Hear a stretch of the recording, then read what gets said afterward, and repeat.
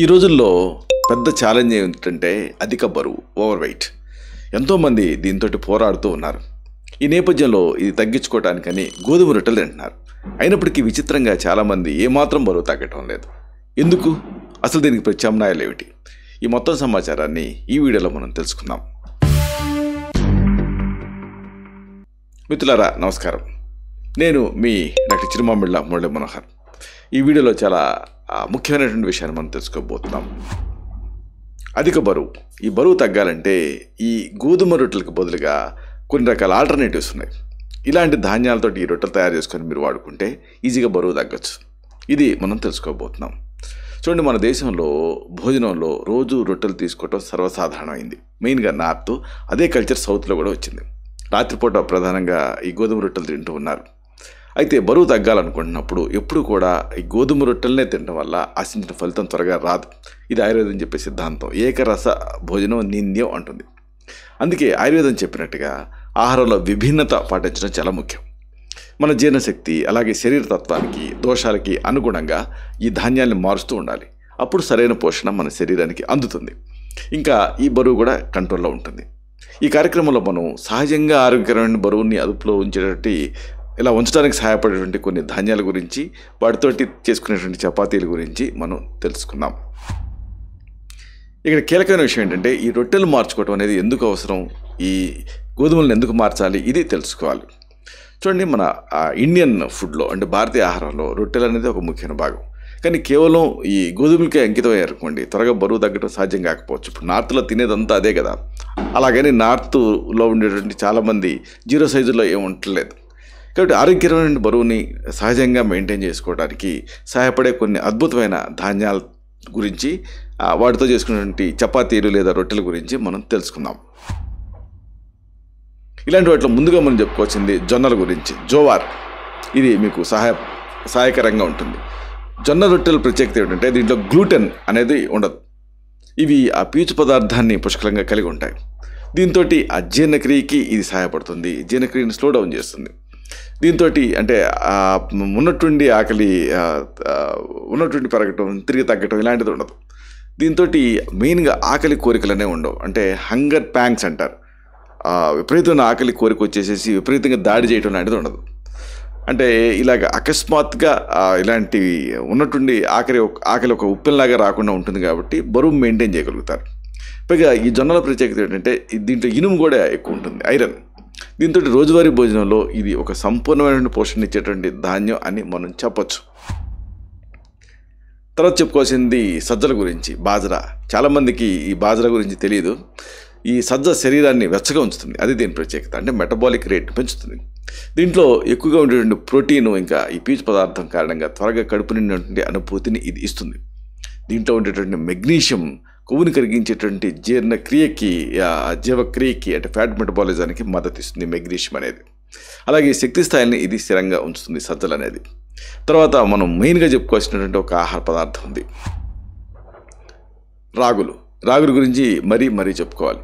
రాగుల్ని మనం ఒక మొక్కలో చెప్పాల్సి వస్తే ధాన్యంలో calcium Raju, king of the calcium అని చెప్పొచ్చు.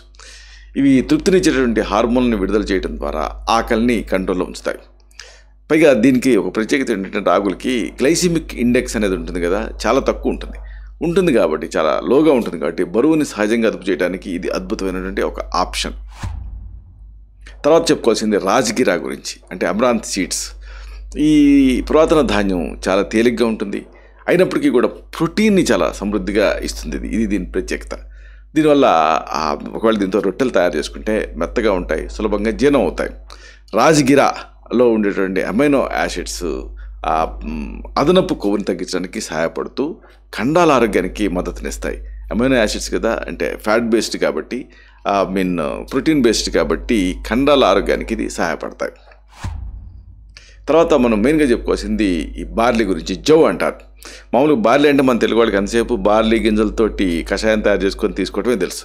కానీ బార్లీతో రొట్టెలు చేసుకోవచ్చు, చలవని చేస్తాయి ఇవి. అలాగే ఈ బార్లీలో కరిగేటువంటి పీచు పదార్థం ఉంటుంది, అంటే సాల్యుబుల్ ఫైబర్ ఉంటుంది. పైగా ఎక్కువ మొత్తాల్లో ఉంటుంది. ఇది జీర్ణ వ్యవస్థ తాలూకు ఆరోగ్యాన్ని మెరుగుపరచడం ద్వారా బెల్లీ ఫ్యాట్ అంటే పాట్ బెల్లీ అంటారే, పొట్ట చుట్టూ కొవ్వు, దాన్ని తగ్గించడానికి ఇది సహాయపడుతుంది ఈ బార్లీ అనేది.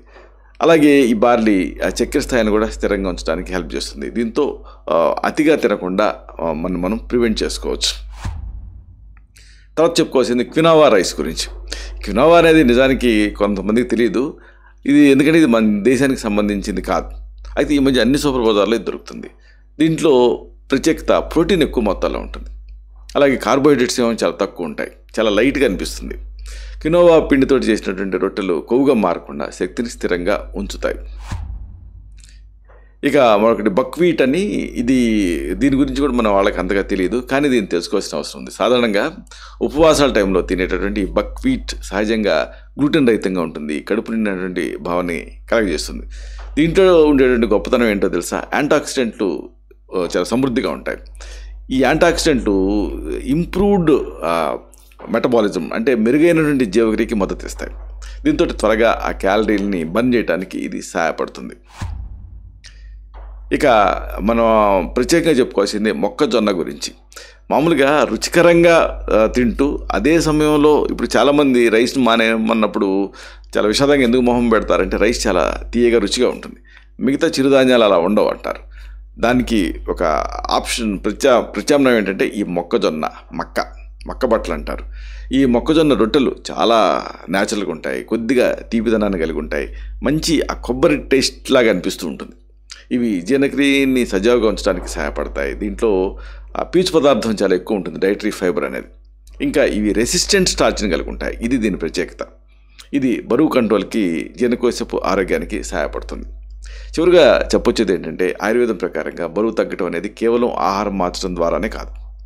ఇది అగ్ని అంటే జీర్ణక్రియ తాలూకు శక్తిని పెంచడం, అలాగే కఫదోషాన్ని తగ్గించడం మీద కూడా ఆధారపడి ఉంటుంది. ఇప్పుడు మనం చెప్పుకునే ధాన్యాలు చాలా వరకు రోక్షత్వం కలిగి ఉంటాయి, అంటే పొడిదనాన్ని, అలాగే లఘుత్వం అంటే తేలిగ్గా ఉంటాయి, ఈ గుణాలు కలిగి ఉంటాయి. దీంతో ఇవి కఫాన్ని కంట్రోల్ చేస్తాయి. అలాగే వీటిలో ఉండేటువంటి ఆ పీచు కానీ ప్రోటీన్ కానీ ఇలాంటివి సహజంగా జీర్ణక్రియని మెరుగుపరుస్తాయి. ఆమం అంటే జీర్ణం కాని విష పదార్థాలు పెరిగిపోకుండా ఇవి చేస్తాయి. కాబట్టి ఈ ధాన్యాలను ఆహారంలో చేర్చుకోవటం అనేది కేవలం బరువు తగ్గడానికి మాత్రమే కాదు, శరీర తత్వాన్ని సమతుల్యం చేయడానికి కూడా మీకు లాంగ్ టర్మ్లో దీర్ఘకాలపు ఆరోగ్యానికి కూడా ఇది బాగా సహాయపడుతుంది. ఇది ఆయుర్వేద దృక్పథం. అయితే మీరు గోధుమ రొట్టెల్ని వాడిన తర్వాత ఏమైనా బరువు తగ్గారా? లేకపోతే ఇలాంటి చిరుధాన్యాలతో కానీ వేరే ఆల్టర్నేటివ్స్ మార్చి చూసినప్పుడు బరువు తగ్గారా? మీ ఫీలింగ్స్ ఏమిటి? మీరు రాత్రిపూట ఇలాంటి రొట్టెలు తింటూ ఉంటారా? లేకపోతే ఒక పూట అన్న ఒక పూట రొట్టెలు తింటూ ఉంటారా? ఇలా తినడం వల్ల మీకు ఏమైనా ఫలితం కనిపించిందా? ఇలాంటి మీ అనుభవాలని కామెంట్ సెక్షన్లో పోస్ట్ చేయండి. అప్పుడు ఇది మన తోటి సబ్స్క్రైబర్స్కి ఒక ఫస్ట్ హ్యాండ్ ఇన్ఫర్మేషన్ లాగా ఉపయోగపడుతుంది. ఇలాంటి మరిన్ని ఇన్ఫర్మేటివ్ వీడియోస్ కోసం ఈ ఛానల్ సబ్స్క్రైబ్ చేసుకోండి. అలాగే ఈ వీడియోలు అప్లోడ్ అవడంతోనే ఆ విషయం మీకు తెలియాలనుకుంటే బెల్ బటన్ క్లిక్ చేయండి. అప్పుడు మీకు నోటిఫికేషన్ వస్తుంది. ఆ నోటిఫికేషన్ మీరు క్లిక్ చేస్తే ఆ వీడియోని మిస్ కాకుండా చూడగలుగుతారు. శతం జీవ శరదో వర్ధమానః, శతం హేమంతాన్ శతం వసంతాన్. 100 శరత్తులు, 100 హేమంతాలు, 100 వసంతాలు వర్ధిల్లుతూ జీవించండి. Stay healthy, stay happy, be positive, keep smiling. Love you all. శుభం.